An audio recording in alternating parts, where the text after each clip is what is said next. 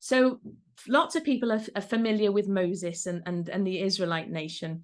Okay, let's go back slightly. Noah, the flood, Noah was invited into an unconditional covenant with God. God said, never again will I flood the whole earth. There was no like, oh, if this, that, but it will never happen.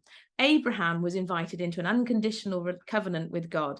I will make you the father of many nations. Originally, and it's in our Bibles, it's in Exodus chapter 19, 18, 19, somewhere around then. Originally, God invited the children of Israel into an unconditional relationship with them. He said to them, come and meet me, walk in relationship with me. I want to love you. I want you to be my people. And then we read in Numbers that they got, I think it's Numbers or Deuteronomy. I don't know if I haven't got it in front of me. Somewhere in the Old Testament, I could find references if anybody's interested. But I think it's Deuteronomy. It is Deuteronomy. They basically were scared. We don't know why they were scared. They might, we could surmise, well, they'd come out of captivity and whatever. But they basically said, no, no, no, no, no. We don't want to do that. Moses, you go and talk to God. You tell us what to do. And by doing that, they stepped into what's called, and there's lots of literature around this, what's called a kinship covenant, where you have a more powerful being and a lesser being, and there's rules and regulations. That's how religion was born. That's why Paul in the New Testament says that the law brings wrath, the law brings death. The law, these rules and regulations, the 10 commandments are a kinship ceremony. That stuff was never God's best, was never God's heart for any of us, was never God's heart for the Israelites. Now, of course, being God, he knew that would happen. And so what you've got then through that, in that system that he never wanted, he created shadows that then pointed to Jesus. And so I would maintain that it's a long game, I mean, really long from our perspective, but actually because I for a long time have said, oh, it's relationship, not religion. But it wasn't until I started digging into this covenant stuff, I'm like, oh, actually, it really was always about relationship. It was never meant to be about religion. Do this, don't do that, da da da da da. It was always meant to be about relationship. And so that for me, I was like, oh, wow. It fascinated me because it was stuff I'd never discovered before. Yeah, and it makes you think too, to the relationship point, which resonates a lot with me. And I'm not nearly as well versed, if at all, about theology. I've read the Bible, but as I understand it, like the Jewish religion is more in that vein of like grappling with God, and it's a little bit more relational in that pure form. And it makes you think that, as you said, like as soon as the relationship became indirect, where there's a priest or there's a prophet or there's somebody that's speaking to God, and then I'll tell you what it is, or I'll write it in the book and I'll tell you, as you're saying, that's where it would make sense that it started to go downhill, because it should be, as you're explaining it, each of us has the same relationship with God. None of us are above that. Once a human intervened in that and said, I'll filter it through me, well, now you're not getting that pure conversation with God. And then people start to believe, well, I can't talk to God, so I have to trust what this priest or what this other rabbi or whatever is saying. And that seems like that's where it makes sense that you lose that relationship.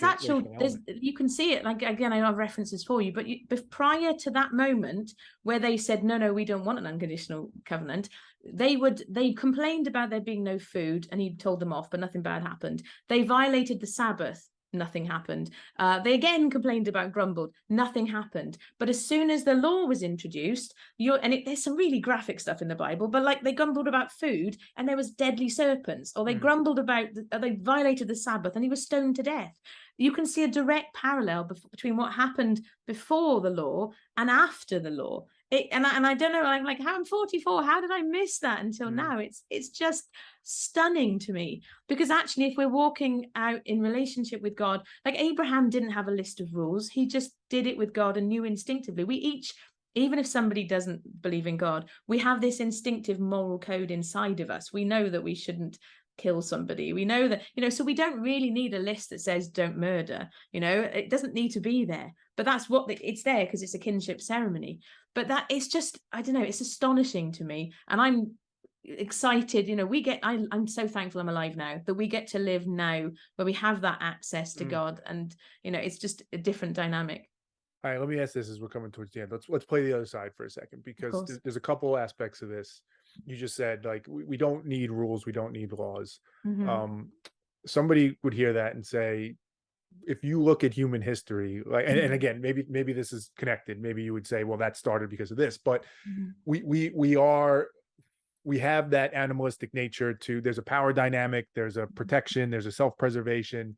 Mhm. We've seen savage things that humans have Course. done throughout history, and we can't trust humans to just make the right decision. Like, we do need law and order because it wouldn't work that way. And let's even make it a little bit a derivation of that, where you Mhm. started with that, God loves you for exactly who you are. I think there's a Mhm. similar principle in there where somebody would say, there's danger in that because you're giving people permission to just do whatever they want and say, well, that's just me and God loves me. Like, where does Yeah. accountability come in? Where does order come in? Where does, like, all of those things are needed. If we Yeah. let us just reign freely, Mhm. we might do some good things. It's a spectrum of things we might Of do, the course. good and bad. Yeah. And people fear that. People Mhm. fear that lack of order. They think it's Yeah. it's needed. What's the response? Is that misguided? Is there validity to that? Does it tie back to what we're saying in some ways? Yeah, well, I mean, there's two bits of this that come to mind. So first of all, we have to recognize, like we've already touched on, we do live in a world that is not perfect. Mhm. It's not, God is not getting his way all the time. There are other enemy forces at play. There's other stuff going on. And so none of us live in a bubble. So some of the stuff that happens, I could be as delightful and wonderful as I like, but I do life with other people. Mhm. So we have to recognize that this side of whatever's next, it's not always going to be perfect, but we are people who are growing. And so I am not the person today who I was a year ago or even 2 years ago. And I've heard that argument before.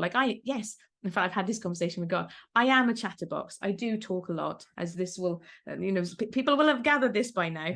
And it would be really easy to say, oh, well, if I say everything without sort of like engaging my mind and I hurt somebody, oh, well, that's just the way I am. I'm being who I am. But actually, that's quite an immature way to be. There is still room for me to grow, and there's still a room for me to walk out what it means to be in relationship and be loving.